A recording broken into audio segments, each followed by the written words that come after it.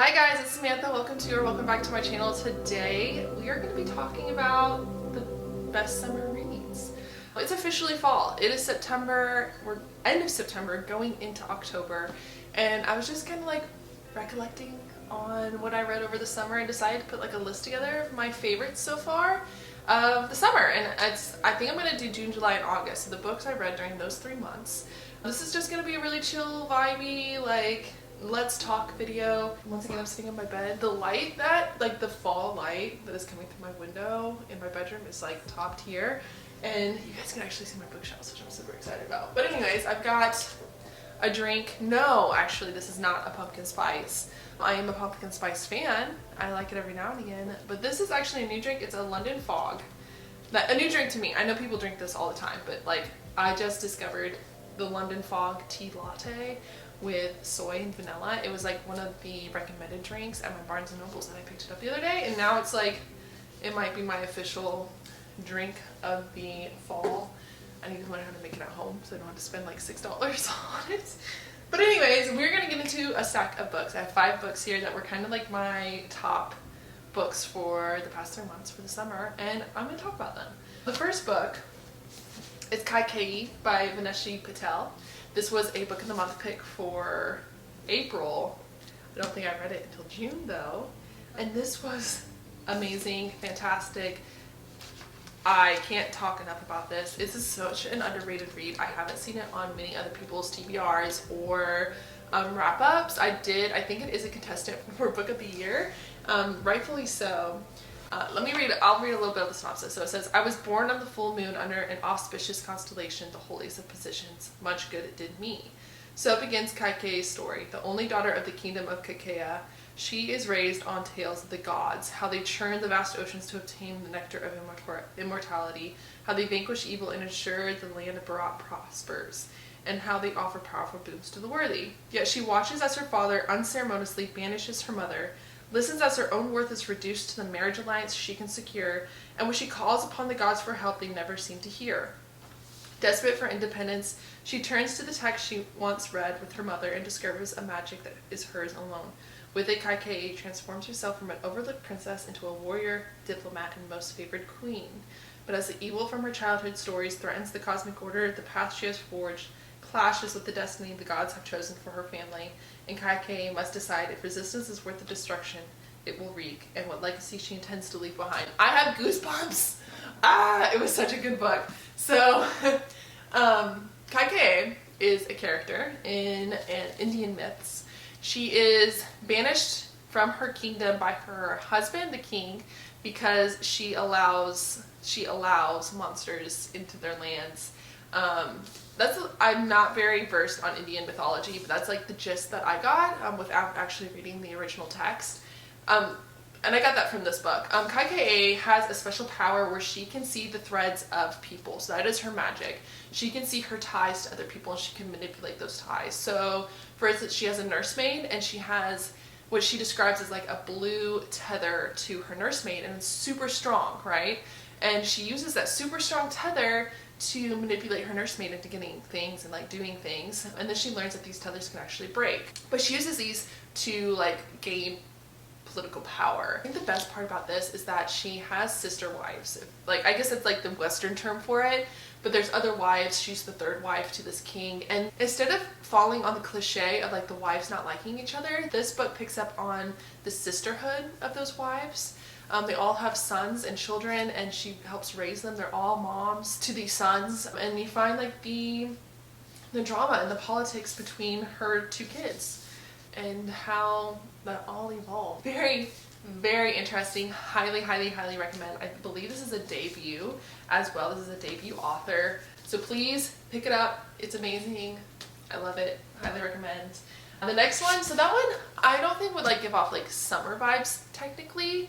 It was just a book that I read in the summer. However, this book, Book Lovers by Emily Henry, is definitely a book that will give you the summer vibes. So this is about Nora Steffens. She's a publicist, she's an agent, and she ends up in a small town that one of her clients has written a book about.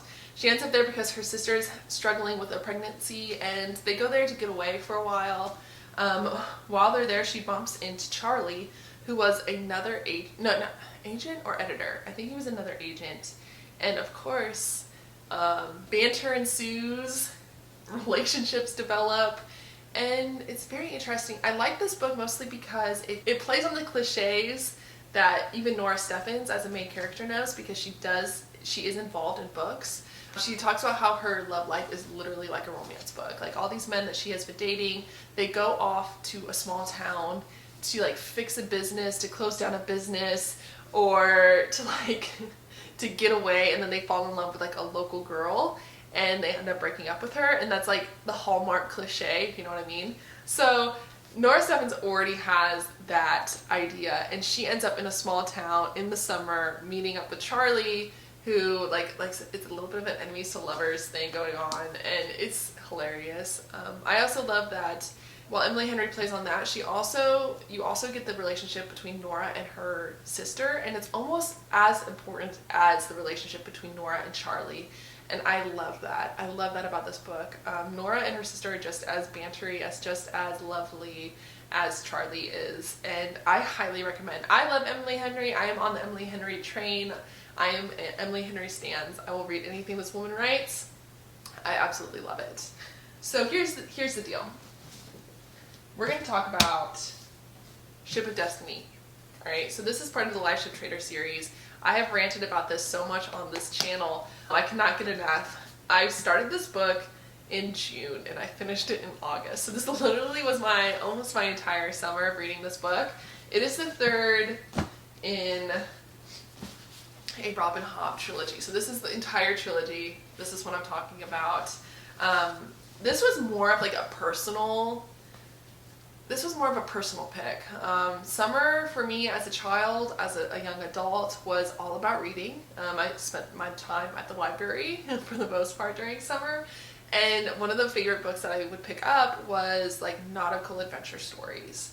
Anything having to do with adventure and and vampires. If you're new here, I'm a vampire thing.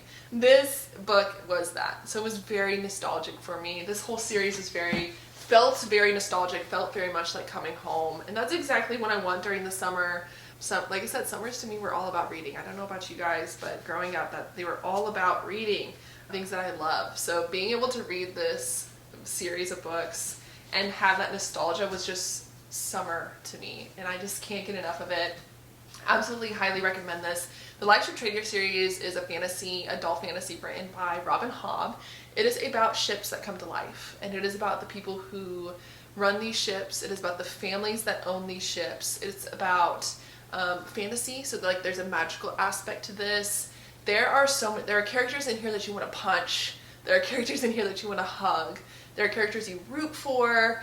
And there's characters that you don't want to root for, but then you end up rooting for because Robin Hobb makes them so understandable, like justified, and it's insane. I absolutely love it. Highly recommend if you're into ships, like nautical adventure stories and fantasy. Robin Hobb does it. If you're into characters, I'm a character person. In order to love a book, I have to love the characters, and Robin Hobb does that every single time. And this is beautiful, and I love it. It was my summer. This was my summer. The next book is a novella called Comfort Me with Apples. I forget the author. I don't have it in front of me because I read it as an ebook, but I'll put it up here. This was a Adam and Eve retelling with a twist. This was very, honestly, kind of spooky, a little eerie. I love this book so much. Okay, so I love references in literature to Garden of Eden, Cain and Abel, Adam and Eve. So I was like made to love this book. This book is a retelling of Adam and Eve, but with like a Lilith aspect to it. It's very creepy, very atmospheric. There's some horror in it, to me at least. It was only like 200 pages, but it just did it. It just did it. I love the references, the biblical references. I love the metaphors. I love like the creepy horrorness of it, like the darkness of it. Yeah, it was good for summer because it was such a quick read. I think that's why I kind of like wanted it to be put on this list, is that it is a very quick read. It's also one of those things that are more nostalgic for me. Like I read East of Eden, I read Paradise Lost, and all of these books that also reference that part in the Bible, and I really enjoyed it. It was kind of odd, but no, Cover Me with Apples is a good one for sure. Fifth and final book on this list is Terms and Conditions. It is a Dreamland Billionaire series book by Lauren Asher, I think. I'll put it up here. Once again, I don't have it in front of me because it is an ebook. It is a Kindle Unlimited book. If you didn't think you were going to get out of this video without getting a romance after I did like my whole romance era during the summer, you were wrong. This is the second book. The first book I didn't like quite as much, but the second book hit all the tropes for me.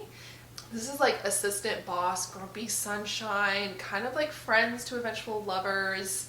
This is, I'm normally not into this trope, but it was a fake dating marriage trope, which I really liked. The main characters, I really just got both of them. He falls in love with her first, and I really enjoyed it. And once again, like, it falls under, if you haven't seen my Twisted vlog, it falls under the same aspect of like, I love rich people in romances. Like, you know, this was okay, this was fine, right? They were average people. But like, let's add in a rich person, and I am game, because then you can do things like African safaris, and you can do things like elaborate gestures of love and romance, and I love that. And it's just so out of reality. It makes it so much better. But Terms and Conditions for sure, highly recommend.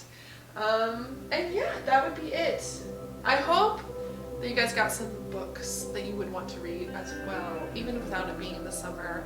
I always have fun ranting about the books that I love, especially when they like have some sort of like nostalgic feeling for me. I will be seeing you guys later. I will talk to you guys later. I have some vlogs coming up later this month. Make sure you hit the subscribe button. Just as a favor to me, if you made it this far, go ahead and hit the subscribe button. Comment down below what were some of your favorite summer reads and why they were. Why were they your favorite summer reads? I think is what I'm most interested in. It's kind of like what this video was mostly about. Was that nostalgic I hold for all these books, for mythology retellings, for romance, for nautical adventures. But yeah, okay, I'm gonna go. I'll talk to you guys later.